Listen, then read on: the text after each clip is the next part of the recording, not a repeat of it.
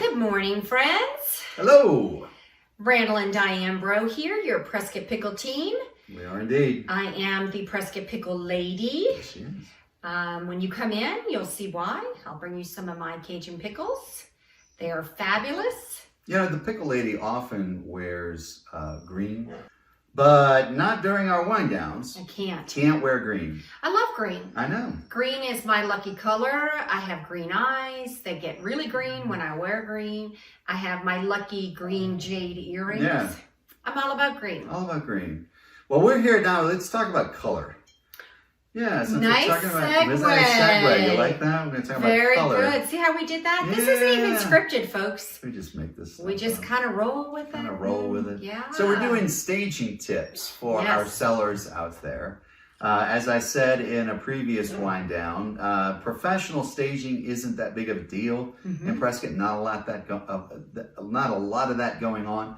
You can do it yourself. Mean, we trust you guys. Yeah, no, Just follow our advice. That's the way it's in Prescott. It's done by the sellers and done by the agents. It's not done by professionals. No, you don't need to. But just because it's not done by professionals does not mean it's not important. It's vitally important. It's vitally important, and it's very necessary. And one of the important factors in staging your home is color. Color. We're going to talk about some colors, some things that you need to keep in mind about colors in a home. Right. I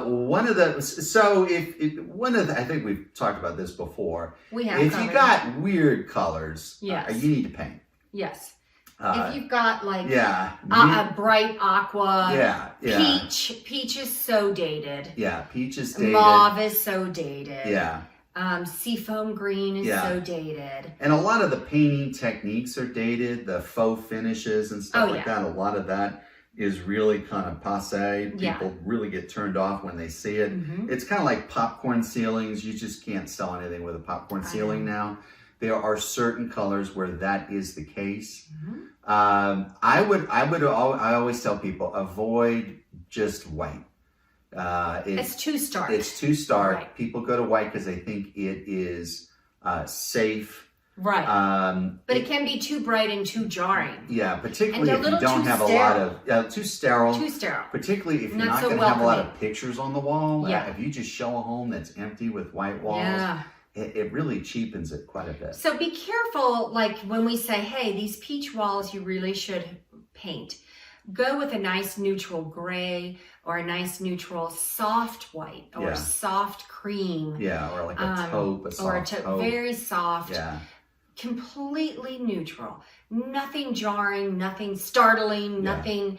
For instance, we had a house in Baton Rouge way back in the day, and our daughter's playroom, we did this whole, all four walls were beach scenes and murals, sea creatures and murals, and we had a great time. We also did it in Texas in their house too. Yeah. But as soon as we went in the market, nobody had to tell us. We immediately covered it up and painted and did all. It was kind of sad. Yeah, it was. We did take some movies of it and some pictures so the kids could look back and realize what amazing, talented parents they had. Yeah.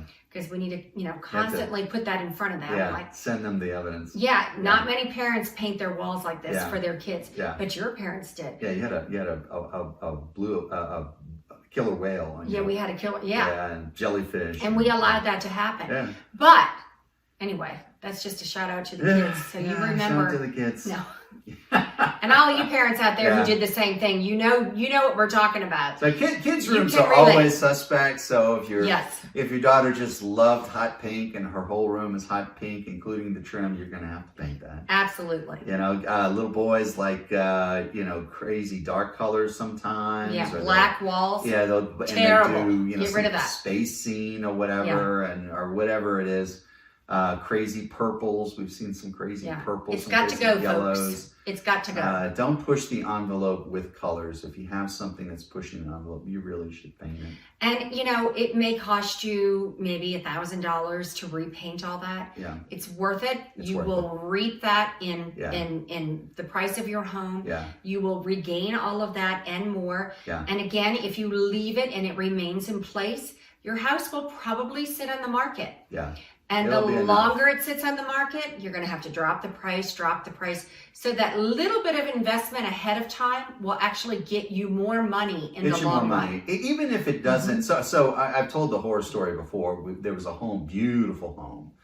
The walls were a mint green, which was not that offensive. No, not at all. But everyone who took in, it was like, this doesn't match any of my stuff.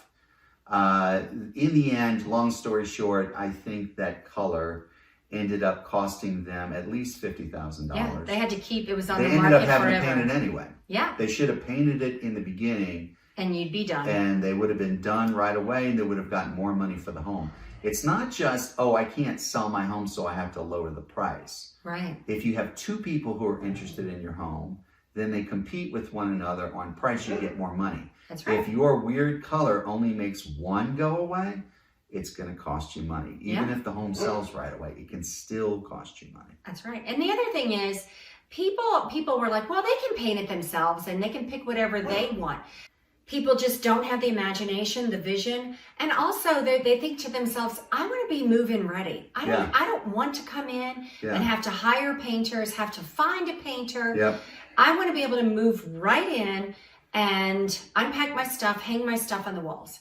If they have to wait for a painter and it might take 2 or 3 weeks to get the whole house painted, it's a turnoff. Yeah. They may walk away from a perfectly great house just because they're not interested. Or they find one that they don't have to do that. And that is a deciding factor. Right. Yeah. So I know when we moved in our home, I painted it from top to bottom. Yeah. And it was about a 3-week process because I had a small team. Yes. And so yeah, if you want to live with your painter and get to be really good friends, you know, and that's okay. But you're really better off just doing a minimal touch-up painting and adjusting the color. Yeah. It will save you a lot of time and money in the long run. Yes. Time on market and more money. Absolutely. Absolutely.